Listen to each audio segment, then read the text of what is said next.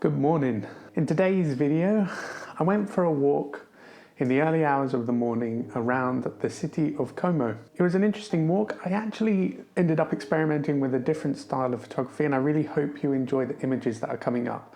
I only got two in this style because the light started to change. But I thought it was quite fun, and it's certainly something that I'm going to look into more being in a city. So I hope you can see what I'm talking about when you see the images that are coming up. I had a very small issue with the audio while I was out and about today. It turns out that this microphone, my lavalier mic that I bought to use when out and about to better record my voice so you can hear me more clearly, it doesn't work with cameras. I need an adapter. Apparently there was an adapter in the box. I don't remember seeing it. And I left the box in the UK, so that's a little bit of a nuisance. So at one point towards the end, the wind really picked up and the audio becomes quite difficult. So I'm going to try and do my best editing it so that you can hear me clearly, but we'll just have to see how that turns out later on. In the meantime, I hope you enjoy this little look around Como. It is a beautiful city. One other point that I need to make before we get into the adventure. In Italy, you're pretty much as soon as you leave the home, you're required to wear a mask. So throughout the walk through the city centre and the images and everything, I am wearing a mask. And I don't think it's affected the audio at all, but it's just something to be aware of. From what I could hear when I've done a rough edit, it hasn't affected any audio. So that's why I included this, so you get a little look at the face before you get the mask. Anyway, I'm rambling, so moving on. I hope you enjoy what's coming up, and let me know your thoughts about the images in the comments below. I began about 2 hours before sunrise, and I wandered through the street in the gloom of the street lights. It was a beautiful encounter, quiet, serene, the most quiet I had seen the city so far. The light of the streets created these contrasting shadows and bright areas that was really amazing with the architectural details. As I made my way towards the lake, I was keeping an eye out for any features or details that made me want to stop and take a picture, and luckily, that did happen.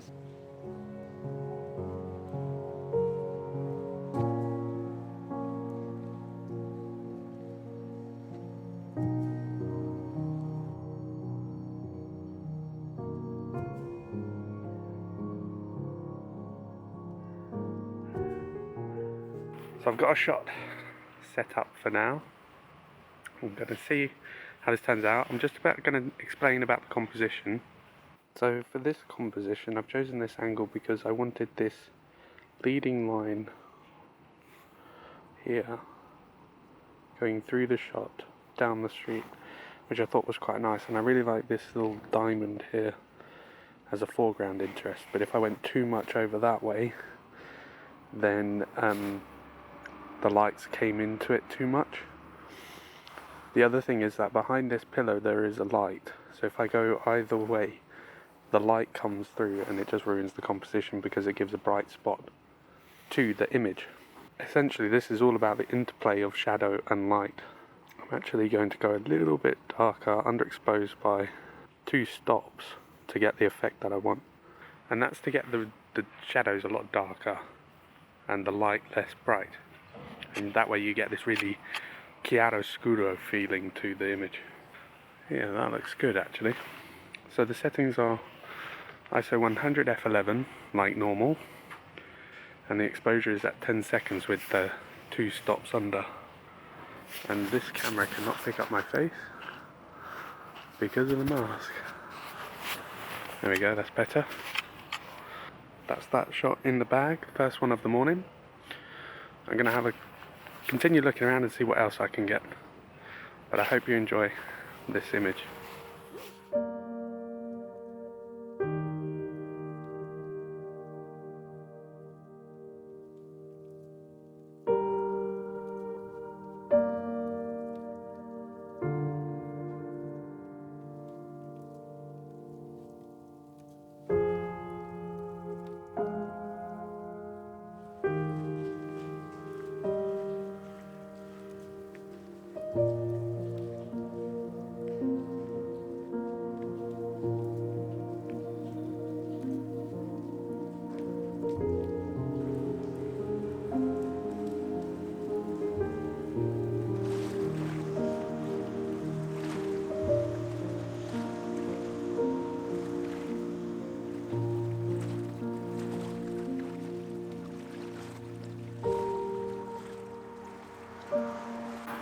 I'm going to try and explain what I'm doing.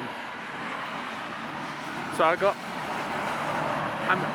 with this twilight, I'm trying to look for light and shadow. That's really what I want to focus on. And as I was coming up to the lock, still in Scotland thoughts, and as I came to the lake, I noticed these beautifully lit windows in this hotel. So I've just taken one of those, I've isolated it, I've gone down by a stop. Compositionally, it's really simple, it's just the window in the center of the frame. I'll probably end up cropping it in post as well, and I think for this image for sure I'm gonna convert it to black and white. There's a road right here, so there's a lot of traffic. So with underexposure of 1 second at ISO 100 f11, as always, it's an exposure of 6 seconds, and that gives this beautiful light.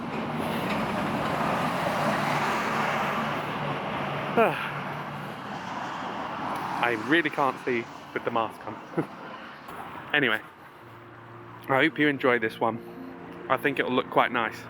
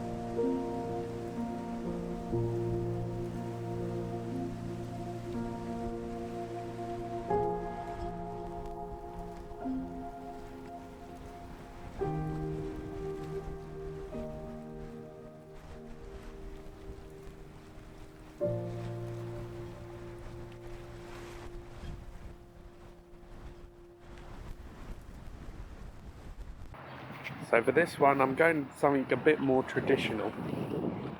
Something very typical of what you would think of in the Italian lake. So I've got these wonderful buildings on the right hand side of the image.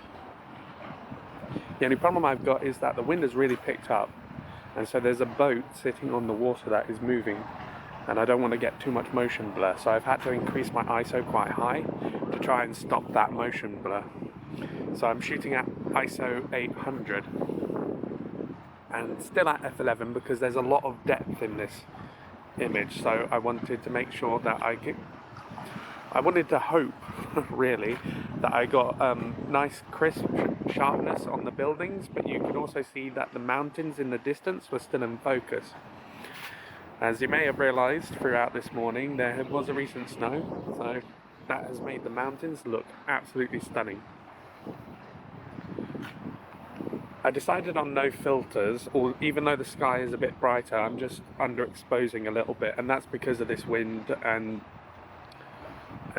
I don't think it would help very much, so I'm going to actually just brighten the shadows and darken the highlights in post to get the style of image that I want.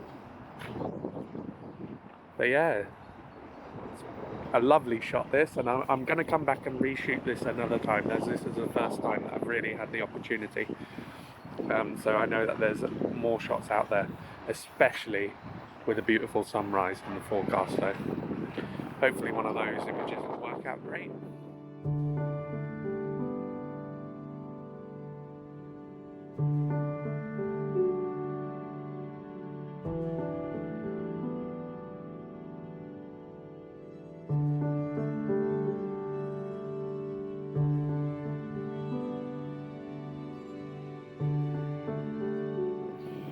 just shooting a panorama as well. Now, I wasn't planning on including this in this video, but I might do, because I'm planning on doing a whole video dedicated to how I shoot panoramas.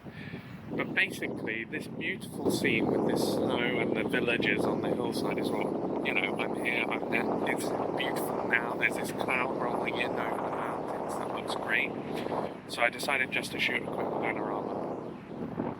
Oh, a bit of wind. Oh, trying to find a way to shelter the microphone on this camera from the wind. I hope this is working. So I am planning on doing a video dedicated only to panoramas, because this lake is beautiful, absolutely stunning, and it was practically made for panorama photography. There's not a lot of foreground interest to do like a wide shot or something like that to create planes. And that's why it really suits panoramas, because I can do a sweeping landscape and forget about having a foreground interest, just have the water. So that's something that will be coming up in the next couple of weeks. But for this one, I underexposed a little bit. I'm still shooting at ISO 800 because of this wind, and I hope it's turned out all right. I won't know until I get it on the computer. Now, I might take one more shot and then see.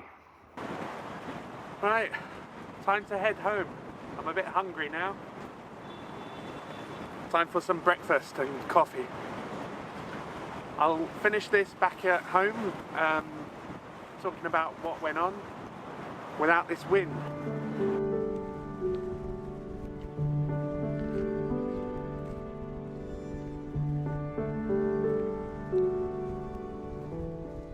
I did try and take a panorama of the mountains across the lake. A nice sweeping long view, because the mountains were absolutely stunning with the sprinkling of snow through the trees and on the houses and everything. But I encountered a problem which I haven't had before when I've shot panoramas, and I'm not really sure where I went wrong. I thought I had leveled my tripod completely and I had it all perfect, and it seemed to me in the moment that the sweeping across the landscape was nice, but when I got it on the computer, it just wouldn't stitch together. It was all a bit lopsided, and towards the last frame on I did a really big panorama, and like one of the last frames, it sort of curved up like that, and the mountain's at an angle. Luckily, I did actually shoot 2 panoramas. Now, the second one managed to stitch together, but there is still a problem with it. There was still some sort of angle issue with the images. I'm not really sure. Did what I normally do, and I thought it was going well, so I don't know what went wrong. But essentially, I'm going to put up the panorama image that I managed to get, the one that actually stitched together, and I want to see if you can spot the problem. So it's going to be up for 7 seconds. Really have a look at it and see if you can see what the issue is. It's a nice picture, but there is one big problem.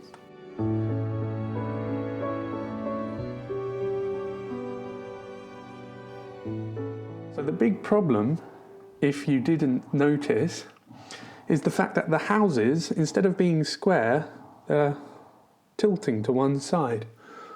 And I don't know. I honestly have no idea. Luckily, I did take another image before I left, and that image worked out brilliantly. So what I did was I shot really wide from the same angle, with the intention of cropping to a panorama, because I didn't want the railing that was right in the bottom corner. So I knew I was going to crop it.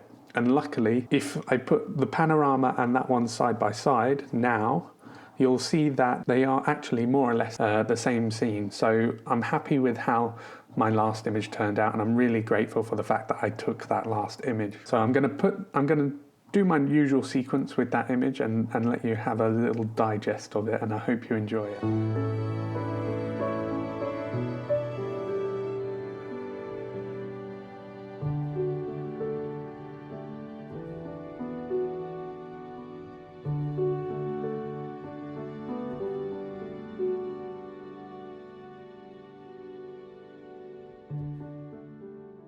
So I hope you've enjoyed today's video. I know it was a little bit different to how I normally do it, filming it all in the field. I filmed a little bit in the office so I could talk to you about some of the problems that I encountered, and because I wanted that option to be able to analyze what went on in the video as well. Now, I had a great time that morning. It was the first time I've actually used my camera in a couple months. I'm really thankful for going out and getting some images. I'm going to look at doing more of that chiaroscuro style. Now, if you don't know what chiaroscuro is, it's a type of artwork from the Renaissance period that uses light and dark to create an image, and is more distinct style of drawing than the conventional style of shading drawing. You're using really dark, bold lines and shading to create a relief image. It's a bit complicated. You should look it up if you're curious, and it works really well with street lighting and any sort of very directional light in the dark. So that's something that I'm going to look at more here in the city. It's one of the few subject matters that I actually enjoy in the city. So I'm going to be looking more at chiaroscuro, black and white building photography while I'm confined to the city and I can't get up those hills that you can see in the background. In the lake shots, those hills look amazing, and I've downloaded an app called View Ranger, which I haven't used before, but it's got some really good trails around the hills here in the lakes region and pretty much all over Italy. So when things start to ease and I can go out, that's going to be a very valuable source of going out. That last scene, I was really surprised. My favorite image was the third image in this video of the lake with the houses and the boat. And I can't believe it, but there's just I didn't notice it in the field, but there's just a tinge of peachness from the sunrise. So I'm really happy how that turned out. I'm not sure what's coming up next. I do have some plans for vlogs around the city, on the lake in particular. So there's going to be more of Lake Como coming up, as that's what I'm able to do for the time being. I hope you've enjoyed today. If you have enjoyed it and you're not subscribed, please consider subscribing. It is a big help for my channel. And in the meantime, I hope you get out and get some of your own images. Thanks for watching, and I'll see you on the next one.